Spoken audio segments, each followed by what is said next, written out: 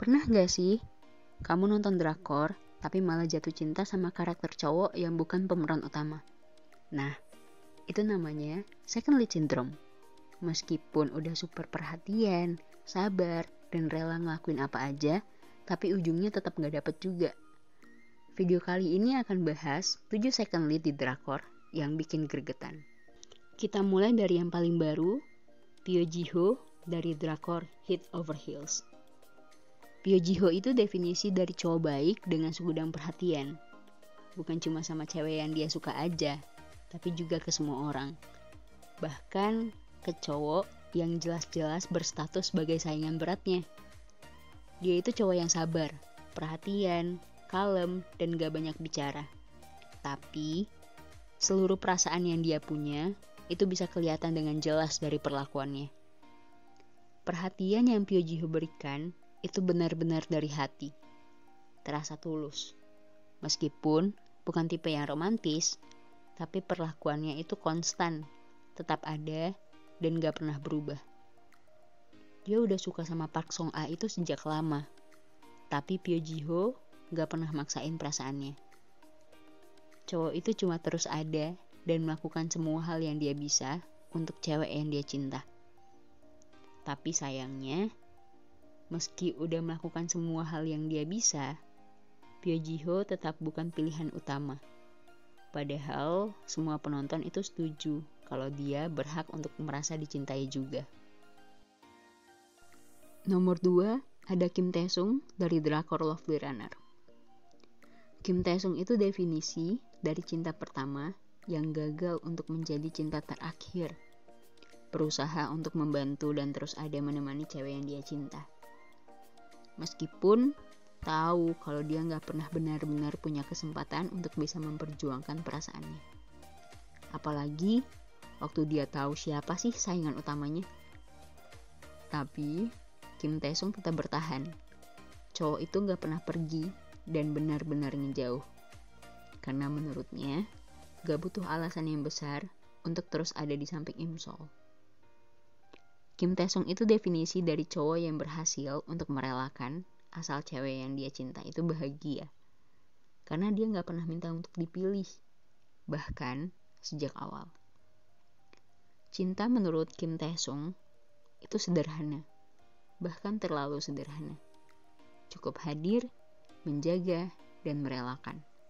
Seolah semuanya baik-baik aja. Karena nyatanya, cinta bukan cuma soal memiliki, namun juga mencintai dengan tulus meski dari kejauhan. Lalu yang ketiga, ada Han Ji Pyong dari drakor Startup.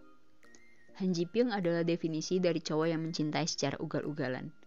Meskipun cuma dari balik layar, gak kelihatan, alias secara diam-diam. Meskipun sudah memberikan segalanya untuk cewek yang dia cinta, tapi tetap saja dia gagal untuk menjadi pemenangnya. Karena sejak awal, memang bukan Han Ji Pyong yang diinginkan. Perhatian serta perasaan yang dimilikinya itu nyata, dan juga tulus. Melalui surat-surat yang dibuatnya semasa kecil sebagai bentuk dukungan khusus untuk Seodalmi. Meskipun dia tahu, jika bukan dia yang Seodalmi tunggu. Namun Han Ji Pyong gak pernah berhenti untuk peduli, terus menjaga dan juga mencintai. Cinta yang dimiliki Han Ji Pyong itu definisi dari cinta yang dewasa, karena gak memaksa dan tahu kapan untuk berhenti. Cukup mengetahui jika cewek yang dia cinta bahagia, itu sudah lebih dari cukup. Han Ji Pyong adalah cowok yang bisa bikin kita percaya kalau cinta gak selalu harus sesuai dengan harapan. Kadang cinta akan lebih berharga ketika ada ketulusan di dalamnya. Keempat, ada Kim Jung Hwan dari drakor Reply 1988. Kim Jung Hwan adalah definisi dari cowok yang selama bertahun-tahun mencintai dalam diam dengan cara yang sederhana namun sangat dalam. Dia gak banyak kata ataupun aksi, tapi tatapan dan tindakan kecilnya sangat bermakna. Meskipun perasaannya sangat besar untuk Sung Dok-sun, namun Kim Jung Hwan lebih memilih untuk menyimpannya rapat-rapat. Bukan karena gak mau memperjuangkan, namun seringkali waktu dan keadaan gak berpihak padanya. Dia selalu ada dengan hal-hal kecil yang sering kali gak kelihatan. Dari payung yang tiba-tiba muncul saat hujan, sampai tiket konser yang diam-diam dia siapkan tapi gak pernah dia berikan. Semua itu adalah bukti cinta yang dia simpan dan biarkan pergi. Kim Jung Hwan tahu dia terlambat. Dia tahu ada jarak yang sudah tidak bisa lagi dia kejar. Tapi dia tetap cinta. Tetap peduli dan tetap menjadi versi terbaik dari dirinya tanpa harus merebut dan memaksa. Cinta yang dimiliki Kim Jung Hwan adalah bentuk cinta yang paling sunyi tapi paling murni. Cinta yang tahu kapan harus diam, kapan harus mengalah, dan kapan harus merelakan. Nomor 5, ada Bu Sang-do dari drakor Welcome to Samdalri. Bu Sang-do adalah second lead yang gak teriak-teriak cinta, tapi kehadirannya selalu jadi penopang. Cowok ini bukan tipe yang dramatis, tapi diam-diam jadi penyelamat di saat-saat yang paling dibutuhkan. Dia adalah teman masa kecil Jo Samdal, dan seperti banyak second lead lainnya, cinta itu tumbuh dalam diam. Tapi Bu Sang-do gak pernah menggunakan status teman lama untuk memaksa atau mendesak. Dia cuma ada sebagai sosok yang bisa diandalkan, tempat pulang yang diam-diam menawarkan kenyamanan. Bu Sang-do adalah definisi cowok yang gak butuh banyak kata untuk menunjukkan rasa sayang. Dia cukup tahu batas, cukup paham tempatnya, tapi tetap konsisten menjaga. Kadang malah terlihat terlalu tenang, padahal di balik semua itu, dia berperang dengan perasaannya sendiri. Dia menyukai Jo Samdal dengan cara yang dewasa. Dia tahu bukan dia yang ada di hati cewek itu, tapi bukan berarti dia pergi. Dia tetap jadi orang pertama yang muncul kalau Jo Samdal butuh bantuan. Selalu ada, tanpa harap.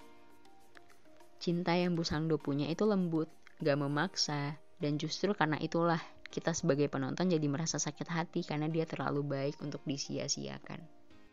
Kemudian ada Kim Ji-ung dari drakor Our Beloved Summer.